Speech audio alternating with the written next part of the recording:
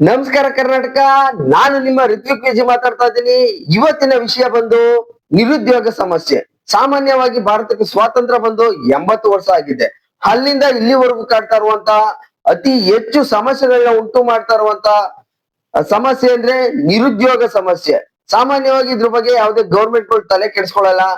ನಾವು ಯುವಕರು ಏನ್ ಮಾಡ್ಬೇಕಂದ್ರೆ ಇದ್ರ ಬಗ್ಗೆ ನಾವೇ ತಲೆ ಕೆಡಿಸ್ಕೊಂಡು ಇವತ್ತಿನ ಪ್ರಪಂಚಕ್ಕೆ ಏನೇನ್ ಬೇಕೋ ಆ ಎಜುಕೇಶನ್ ಕಲ್ತ್ಕೊಂಡು ಆ ಸ್ಕಿಲ್ ಗಳನ್ನ ಕಲ್ತ್ಕೊಂಡು ಇದ್ರ ವಿರುದ್ಧ ನಾವೇ ಹೋರಾಟ ಮಾಡ್ಬೇಕು ಅಂತ ಈ ಮೂಲಕ ನಾನು ಹೇಳ್ತಾ ಇದ್ದೀನಿ.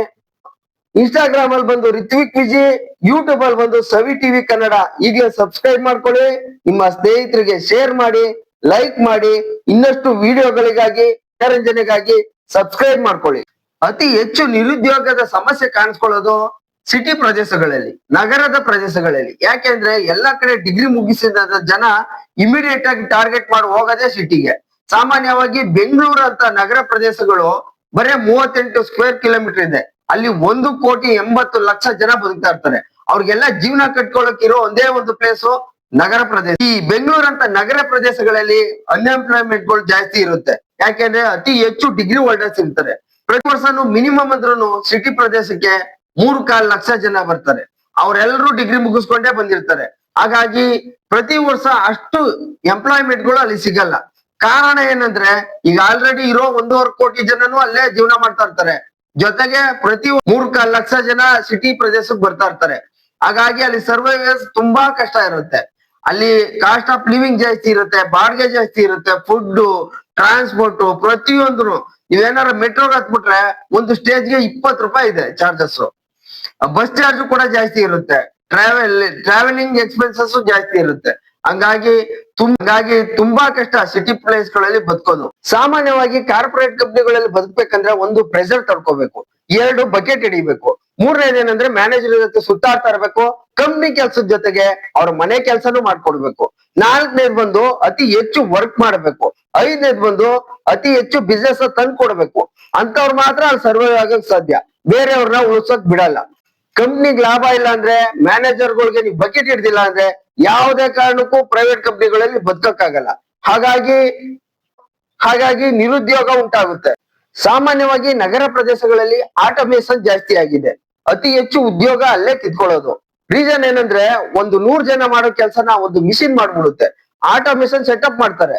ಸಾವಿರಾರು ಜನ ಎಂಪ್ಲಾಯ್ಗಳು ವರ್ಕ್ ಮಾಡ್ತಾ ಇರೋ ಪ್ಲೇಸ್ ಅಲ್ಲಿ ಒಂದ್ 4-5 ಮಿಷಿನ್ಗಳೇ ಮಾಡುತ್ತೆ. 1-2 ಎಂಪ್ಲಾಯ್ಗಳು ಇಟ್ಟು ಅದ್ ನೋಡ್ಕೊಳಕ್ ಬಿಟ್ಟಿರ್ತಾರೆ. ಹಾಗಾಗಿ ಆಟೋಮೇಷನ್ ಗಳು ಅತಿ ಹೆಚ್ಚು ಬಳಕೆ ಆಗ್ತಾ ಇದೆ.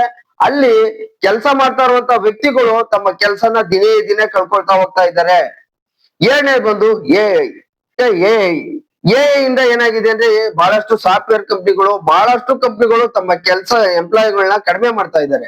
ರೀಸನ್ ಏನಂದ್ರೆ ಎಂಪ್ಲಾಯ್ಗಳು ಮಾಡೋ ಕೆಲಸನೇ ಎ ಮಾಡೋದ್ರಿಂದ ಅವ್ರ ಕೆಲಸಗಳನ್ನ ಕಳ್ಕೊಳ್ತಾ ಇದ್ದಾರೆ. 3ನೇ ವಿಷಯ ಬಂದು ಬ್ಯಾಂಕಿಂಗ್ ಸೆಕ್ಟರ್. ಮುಂಚೆ 1,000 ಕೋಟಿ ಔಟ್ಸ್ಟ್ಯಾಂಡಿಂಗ್ ಇರೋ ಬ್ರಾಂಚ್ ಅಲ್ಲಿ 2 ಶಿಫ್ಟ್ ಅಲ್ಲಿ ವರ್ಕ್ ಮಾಡ್ತಾ ಇದ್ರು.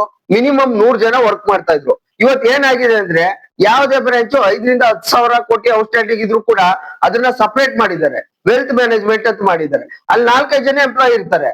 ಅದು ಹುಡುಗಿರು ಇರ್ತಾರೆ, MBA ಮಾಡಿರೋ, ಒಂದು ಲ್ಯಾಪ್ಟಾಪ್ ಇಟ್ಕೊಂಡು ಎಲ್ಲ ಸಮಸ್ಯೆಗಳು ಎಲ್ಲಾನು ಅವರೇ ಕ್ಲಿಯರ್ ಮಾಡ್ಬಿಡ್ತಾರೆ. ಹಾಗಾಗಿ ಬ್ಯಾಂಕಿಂಗ್ ಸೆಕ್ಟರ್ ಅಲ್ಲೂ ಕೂಡ ಮುಂಚೆ ಲೆಡ್ಜರ್ಸ್, ಫೈಲ್ಸ್ ಎಲ್ಲ ತುಂಬಿ ತುಳ್ತಾ ಇರೋದು, ಲಾರಿ ಗಟ್ಲೆ ಬ್ರಾಂಚ್ ಒಳಗಡೆ ಇರೋದು. ಬಟ್ ಇವಾಗ ನೋಡಿ, ಒಂದ್ ಲ್ಯಾಪ್ಟಾಪ್, ಒಂದ್ ಟ್ಯಾಬ್ ಇಟ್ಕೊಂಡಿರ್ತಾರೆ, ಅದ್ರಲ್ಲೇ ಎಲ್ಲ ವರ್ಕ್ ಮುಗಿಸ್ತಾ ಇರ್ತಾರೆ. ಹಾಗಾಗಿ ಅಲ್ಲೂ ಕೂಡ ಎಂಪ್ಲಾಯ್ಮೆಂಟ್ ಗಳನ್ನ ಕಳ್ಕೊತಾ ಇದ್ದಾರೆ. 5-10 ವರ್ಷದಲ್ಲಿ ಎಲ್ಲ ಡ್ರೈವರ್ಗಳು ಕೂಡ ತಮ್ಮ ಕೆಲಸನ ಕಳ್ಕೊಳ್ತಾರೆ. ರೀಸನ್ ಏನಂದ್ರೆ ಇವಾಗ ಡ್ರೈವರ್ಲೆಸ್ ವೆಹಿಕಲ್ ಗಳು ಬರ್ತಾ ಇರೋದ್ರಿಂದ. ಹಾಗಾಗಿ ಅದೇ ಸಾಫ್ಟ್ವೇರ್ ಅಪ್ಡೇಟ್ ಮಾಡಿರ್ತಾರೆ, ಅದ್ರ ಪ್ರಕಾರ ಅದು ಟ್ರಾವೆಲ್ ಆಗುತ್ತೆ. ಹಾಗಾಗಿ ಡ್ರೈವರ್ ರಿಕ್ವೈರ್ಮೆಂಟ್ ಇರಲ್ಲ, ಡ್ರೈವರ್ಲೆಸ್ ವೆಹಿಕಲ್ ಗಳು ಬರ್ತಾ ಇದೆ. ನೆಕ್ಸ್ಟ್ ಬಂದು ಡೆಲಿವರಿ ಜಾಬ್ ಕೂಡ ಕಳ್ಕೊತಾರೆ.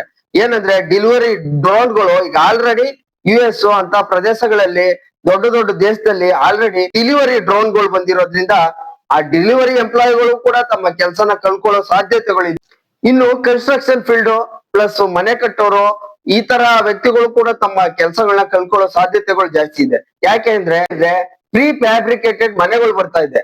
1 ವಾರದಲ್ಲೇ ನಿಮ್ಗೆ ಮನೆ ಕಟ್ಕೊಟ್ಬಿಡ್ತಾರೆ. ನೀವು ಬರೀ ಜಮೀನ್ ತೋರ್ಸಿದ್ರೆ ಸಾಕು, ಆ ಜಮೀನಲ್ಲಿ ನಿಮ್ ಮನೆ ಕಟ್ಟಕ್ಕೆ ಜಸ್ಟ್ 1 ವೀಕ್ ಸಾಕು. ಎಂತ ದೊಡ್ಡ ಮನೆ ಬೇಕಾದ್ರೂ ಇಮಿಡಿಯೇಟ್ ಆಗಿ ಕೊಡ್ತಾರೆ. ಅದ್ ಹೇಗ್ ಕಟ್ಕೊಡ್ತಾರೆ ಅಂದ್ರೆ ಈಗ ಆಲ್ರೆಡಿ ಕಟ್ಟಿರೋ ಮನೆನ ತಂದು ಶಿಫ್ಟ್ ಮಾಡ್ಬಿಡ್ತಾರೆ ಅಷ್ಟೇ. ಹಾಗಾಗಿ ಕನ್ಸ್ಟ್ರಕ್ಷನ್ ಫೀಲ್ಡ್ ಅವರು ಕೂಡ ತಮ್ಮ ಕೆಲಸಗಳ ಕಳ್ಕೊಳ್ಳೋ ಸಾಧ್ಯತೆಗಳಿದೆ.